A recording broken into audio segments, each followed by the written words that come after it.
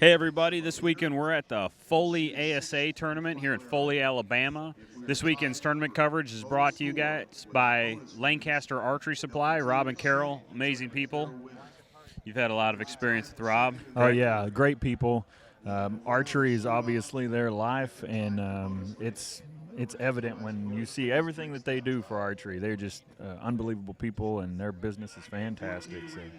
We're getting ready for the Women's Pro Shoot-Off, the Unknown Women's Pro. We have Sharon Carpenters had an amazing weekend. She led yesterday. She shot a great round. I think she was a few up yesterday. Yep. And today she had another solid round. She's sitting at a 401 with 11 rings. She's currently got a 12-point lead, a pretty substantial lead over the rest of the field. Yeah, and, you know, she's just coming off of a nice finish out at Vegas as well. Yeah. So that's got to help her confidence. Even Lancaster, she shot really well in Lancaster.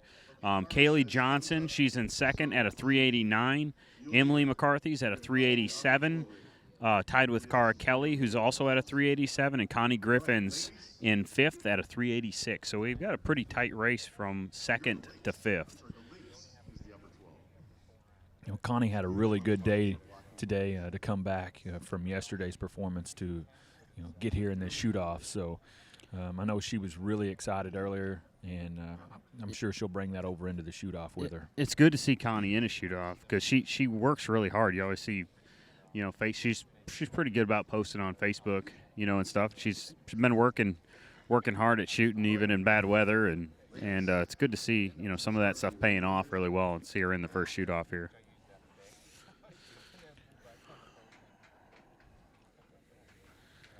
There's a familiar face to you, Dan. Yeah, I am. You nervous a little bit for her? No. She handles it well. Yeah, she does. She shoots a good shot.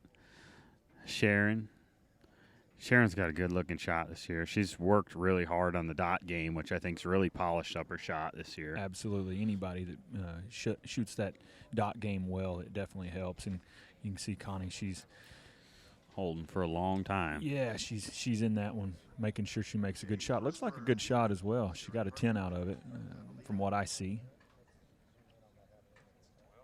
I think Sharon might have 12 yeah. On the. She did. Starts out of the Sweet. gate with a boom. Kaylee, I believe, might have 12 this Warthog as well. Yeah. It's right in the top. It's a good shot. Lady's coming out swinging. I was talking to Emily after her round, and she said she shot with Sharon and said that Sharon's just been judging amazingly well, just as well as she's shooting. So. Yeah. Well, Em just put that dead center in the 10, and that's actually probably what she was actually aiming at on that shot. Good safe shot. That's a tough one. That's the longest one of the targets. So. Cara Kelly starts out with a 10 dead center on the new links, I guess you didn't judge this weekend, but that's a tough target to judge. Yep, Connie's a 10 as well. Good start for them, yeah. Yeah, and Connie overheld that one for a long time, so I'm sure shooting at a 12 kind of went out the window. When you hold that long, you kind of decide my pin's probably not sitting as well as it should be, and I'm going to change the game. On. Yeah.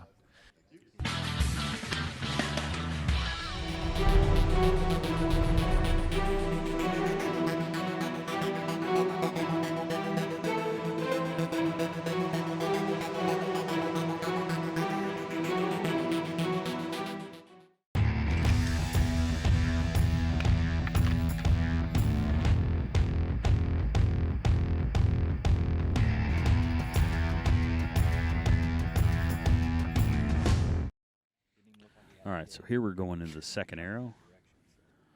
You see Kaylee just let down there. Double-checked her sight. Interesting thing, I was talking to Kaylee this weekend, and she almost had a really bad car accident, almost had a fatal car accident. Her accelerator stuck. Oh, wow. And she went off the road, couldn't get it to come to a stop, and went off the road and got stuck in mud, and it's the only thing that stopped her vehicle. The tires were spinning out. Pretty scary. All right, so starting on this side, Cara starts out with a 10. Good shot on the sneak deer.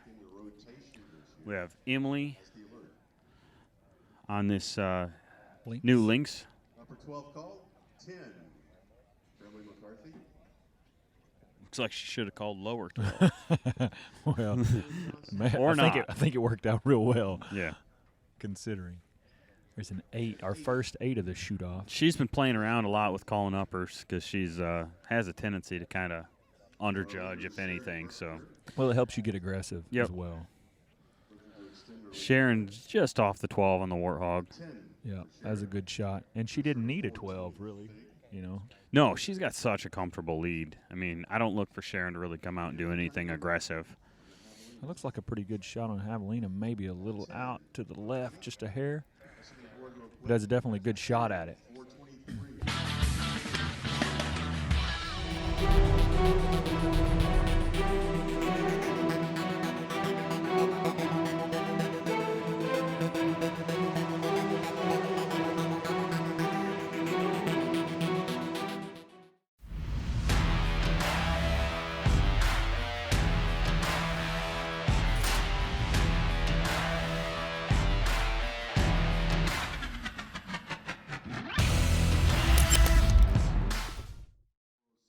So this year in Foley, another great tournament. We got lucky. We got rained on last night, but the storm had passed through, and it was just another beautiful day here. It's amazing how nice the weather is here sometimes. It was overcast, and it was perfect. There was no shadows on the targets. It was just a perfect day for shooting. Yep, the rain cleared out. I got up this morning. It was about 4:30. It was still sprinkling, and then it was gone. And we thought we were going to get rained on all day, but it just turned into a really nice day.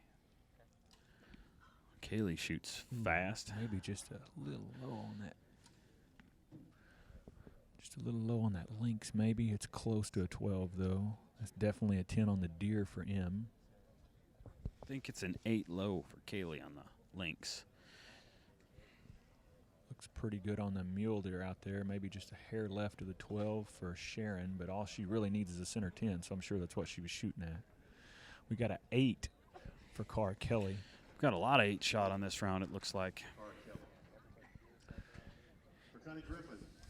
I know most people that watch this understand this game, but for those that are just beginning to follow the ASA and the way the scoring actually works, when we say that they're getting aggressive on the shot, what that means is it's a gamble to shoot at the 12 as opposed to just aiming at dead center 10. And so if you miss a little bit low, you shoot an 8. And so that's what happens with these ladies as they're trying to get these 12s. They're running just a little bit low for the most part and fall right out of the 10 ring. And this is going to be a close one here. Yeah, I couldn't tell with my binos. They're looking hard. It looks like more like 10 than 12. 10. Yeah. That'll work. Kaylee's happy. She's smiling over there. Take that one and go. Yep. M's just off the upper on this one.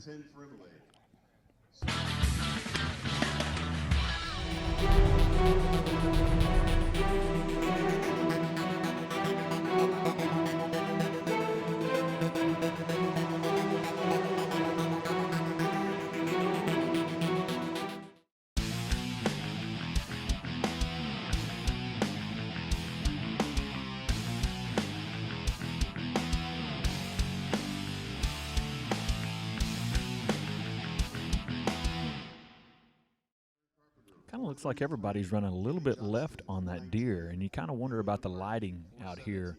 You know, when you come from shooting in perfect overcast weather like we had today, where there's no shadows, and then suddenly you're on a soccer field at night, and you got these huge bright lights. You know, light can transfer differently through the peep sights, and if they're shooting clarifiers, you can get some a little bit of change in your left and right, and everything's got to be right. Yeah, among other things with judging, the uncertainty of judging across just mowed grass with, no depth perception, really. It's really tough without trees or anything. Adds to those elements of unknown yardage judging. It's a different aspect, that's for sure. All right, so. One left, Sharon shooting the. Sharon's holding for a while. Lynx. Looks like she's holding steady, though. That looks pretty close, right at the 12. Kaylee Johnson. She ain't let up. No, I believe Sharon shot a 12 on that lynx, too. Kaylee hit almost the exact same hole that Emily and Connie hit. For a 10? On the left side of the 10. I believe Sharon shot a 12 here. It's very close. Good. Yep.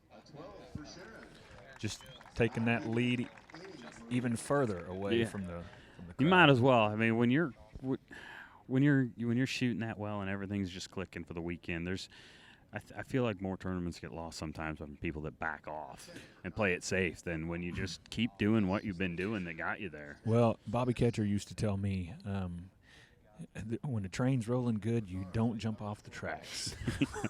I try to never jump off, but Sometimes you're not on it. It's just when you get on that train and it's rolling good. So Carr shoots a solid 10. That's a poke on that javelina out there. Yeah. M shoots straight left on the Havy. You notice that's the direction almost all these Everybody. girls are shooting is left on every target. I've not seen anybody shoot right. So apparently there's probably something to do with this lighting in here.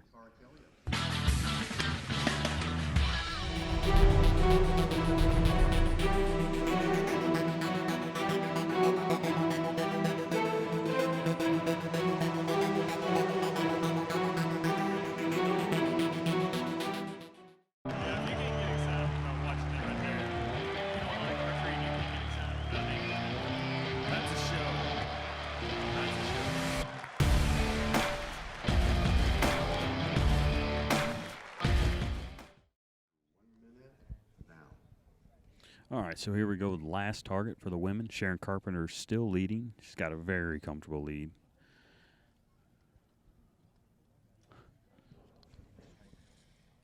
She's really intense on the aim, but that's the way it always is. Kaylee Johnson's in second, 429. Emily and Cara are still tied at a 425, and Connie's in fifth at a 424. So we'll see what this last arrow does. I don't think Emily liked that shot. M shot low. Second place. Early at 429. At 10. Moves her to 439 and almost That should seal up second for Kaylee. Is there anybody within 10? No, we're not going to have another arrow. They're done. Sharon is off to a fantastic start for the year.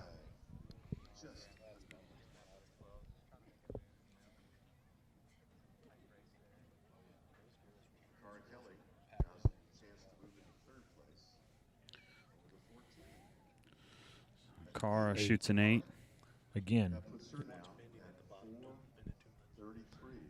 if you look, it's where she hit. It's low. Left. It's left. Yep. Cara shoots a 10. So Connie just made a big move. She's crying over here. She's super excited.